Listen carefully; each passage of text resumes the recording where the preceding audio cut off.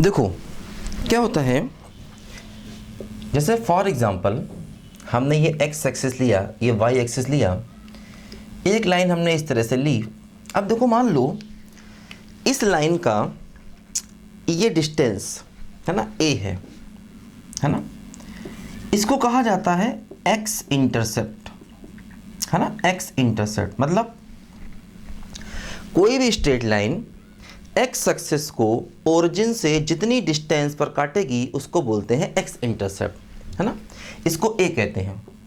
और ये होता है बी, है ना, इसको कहा जाता है वाई इंटरसेप्ट, है ना। वाई इंटरसेप्ट मतलब कोई भी लाइन वाई एक्सिस को ओरिजिन से जितनी डिस्टेंस पर काटेगी उसको बोलते हैं वाई इंटरसेप्ट, है ना। तो ये A X intercept, B Y intercept. ध्यान रखना ये पॉजिटिव और नेगेटिव भी होते हैं। जैसे ये इंटरसेप्ट अगर पीछे होता तो नेगेटिव होता, ये अगर नीचे होगा तो नेगेटिव होगा। मतलब एक्स इंटरसेप्ट पॉजिटिव भी हो सकता है, नेगेटिव भी, वाई इंटरसेप्ट प्लस भी हो सकता है, माइनस भी। देखो अब जैसे अगर हमें इस लाइन का इक्वेशन लिखना है तो इक्वेशन ऑफ लाइन देखो हो जाता है x y a plus y by b equal to 1, है ना। ये लाइन का इक्वेशन हो जाता है, ठीक है। देखो जैसे कि फॉर एग्जांपल मान लो हमने यहाँ पर एक एक्स एक्सिस लिया, एक वाई एक्सिस लिया। मान लो मैंने ये लाइन ऐसे करके लिया। देखो मान लीजिए ये डिस्टेंस 3 है और मान लीजिए ये डिस्टेंस 2 है। तो देखो ए मतलब एक्स इंटरसेप्ट वो हो गया -3, बी मतलब वाई इंटरसेप्ट ये क्या हो गया बोलो -2 हो गया, है ना। एक्स इंटरसेप्ट लेफ्ट साइड में इसलिए नेगेटिव, वाई इंटरसेप्ट नीचे इसलिए नेगेटिव। देखो इस लाइन का इक्वेशन क्या हो गया, एक्स बाई ए, है ना, और y by b equal to 1। देखो ये लाइन का इक्वेशन हो गया, है ना। इस लाइन का देखो ये इक्वेशन हो गया, ठीक है। जैसे मान लीजिए फॉर एग्जांपल मेरे पास ये एक लाइन है, ये ओरिजिन है, ठीक है। ये देखो ऐसा है, मान लो ये 3 है ना, और मान लो फॉर एग्जांपल ये भी 3 है, ठीक। अब देखो क्या हो रहा है यहाँ पर, एक्स इंटरसेप्ट पॉजिटिव है तो ए है 3, वाई इंटरसेप्ट नेगेटिव है तो बी है -3। तो देखो इक्वेशन क्या होगा, x by a plus y by b equal to 1। ये इस लाइन का इक्वेशन हो जाएगा, है ना। देखो जैसे मान लो, है ना, इस टाइप की फॉर्म को बोलते हैं इंटरसेप्ट फॉर्म। देखो अभी हम लोगों ने जो पढ़ा था इससे पहले y बराबर mx प्लस सी, है ना, इसको बोला जाता है slope intercept form. Slope intercept form क्योंकि इसमें स्लोप और इंटरसेप्ट दो चीज़ें चाहिए, c चाहिए, m चाहिए, स्लोप चाहिए, इंटरसेप्ट चाहिए, है ना।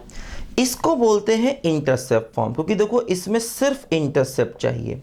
इसको बोलते हैं इंटरसेप्ट फॉर्म, इसमें सिर्फ इंटरसेप्ट चाहिए, एक्स इंटरसेप्ट चाहिए और वाई इंटरसेप्ट चाहिए, ठीक है। देखो जैसे कि कभी कभी क्या होता है, मान लो हमने कोई क्वेश्चन दिया जाए, है ना, ऐसे करके, और हमें कहा जाए कि एक लाइन का इक्वेशन दिया गया। मान लो जैसे हमें ये लाइन का इक्वेशन दिया गया और हमसे कहा जाए कि फाइंड इंटरसेप्ट्स, है ना, ऑन एक्सिस, है ना। एक्सिस का मतलब दोनों एक्सिस। देखो ए एक्स ई एस, एक्सिस का मतलब हो गया दोनों एक्सिस, है ना। एक्सिस का प्लूरल फॉर्म एक्सिस, ए एक्स ई एस, एक्सिस मतलब दोनों एक्सिस, ठीक है। तो दोनों एक्सिस पर इंटरसेप्ट चाहिए, मतलब ए और बी चाहिए।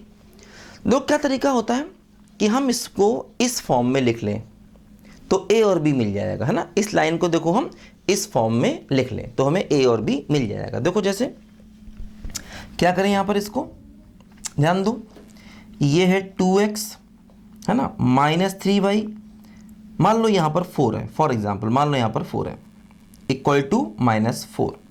1 होगा तब भी ठीक है, लेकिन 4 ज़्यादा अच्छा एग्जाम्पल इसलिए 4 लिया। 1 2 3 6 कुछ भी हो सकता है, लेकिन 4 से ज़्यादा अच्छा क्वेश्चन बन रहा है इसलिए मैंने 4 ले लिया, ठीक है। इसको इधर ले लिया, -4 हो गया। अब देखो इधर +1 करना है ना, तो -4 से डिवाइड कर दो, तो 2x upon -4 -3y upon -4 equal to 1, है ना। इधर +1 चाहिए।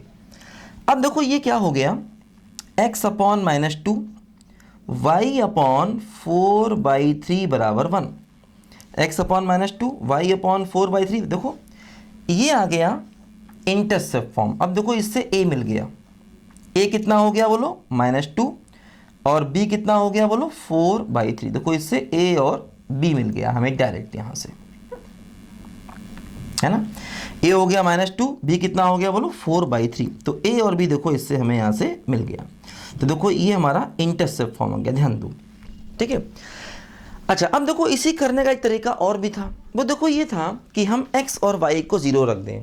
देखो जैसे क्या होता है, मान लो अगर हम इसमें x को 0, देखो अपने पास ये लाइन का इक्वेशन था, है ना। मान लो ये लाइन का इक्वेशन था, मान लो इसमें हम x को 0 पुट कर दें तो क्या होगा -3y + 4 बराबर 0। देखो y बराबर क्या हो गया 4/3। देखो ये आ गया y इंटरसेप्ट। देखो b की वैल्यू क्या मतलब y इंटरसेप्ट 4/3। देखो ये y आ गया। तो एक मेथड ये भी होता है कि आप एक बार x को 0 पुट कर दो, एक बार y को 0 पुट कर दो, ठीक है। अब देखो इसी में हम y को 0 पुट कर दें तो क्या हो जाएगा 2x + 4 बराबर 0। तो x = -2। देखो ये आ गया a मतलब x इंटरसेप्ट, है ना। देखो ये 2x + 4 बराबर 0। देखो इससे हमें x मिल गया, x मतलब है ना x इंटरसेप्ट की वैल्यू a मिल गया। तो ऐसे भी कर सकते हैं, या तो एक तरीका ये है कि इक्वेशन ऑफ लाइन को इस फॉर्म में लिखो x/a + y/b = 1, या एक बार x को 0 पुट करो और एक बार y को 0 पुट करो।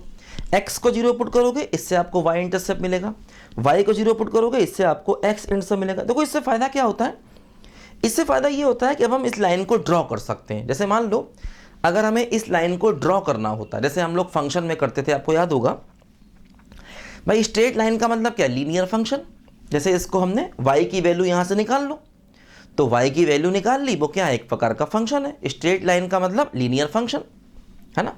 तो जैसे हम लीनियर फंक्शन का ग्राफ बनाते थे, आपको याद होगा, एक बार x को 0 पुट करते थे, एक बार y को 0 पुट करते थे, वही चीज़ यहाँ पर भी है ना भाई। जैसे मान लो अगर हम y की वैल्यू निकाल लें तो y की जगह fx पुट कर दें। देखो जैसे अगर हमें इसका ग्राफ बनाना है, दो ग्राफ बना सकते हैं आसानी। दो क्या है x इंटरसेप्ट -2, x इंटरसेप्ट -2। देखो a की वैल्यू -2 मतलब इधर पीछे की तरफ, मान लो ये -2 है ना x इंटरसेप्ट। और देखो y इंटरसेप्ट क्या है 4/3, y इंटरसेप्ट 4/3। देखो b की वैल्यू 4/3 मतलब y एक्सिस पर ऊपर, देखो यहाँ पर कहीं आएगा 4/3।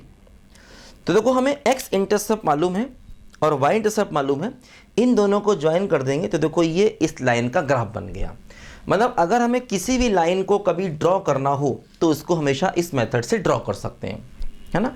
स्लोप निकालना हो तो y = mx + c फॉर्म में बदल दो, और अगर हमें किसी लाइन को ड्रॉ करना हो तो उसको ड्रॉ करने का ये बेस्ट मेथड होता है कि आप उसको इंटरसेप्ट फॉर्म में चेंज कर दो या x इंटरसेप्ट y इंटरसेप्ट निकाल लो, ठीक है। तो ये देखो हम लोग स्ट्रेट लाइन की कुछ बेसिक बातें यहाँ पर सीख रहे हैं। देखो जरा बच्चों ध्यान से इसको पहले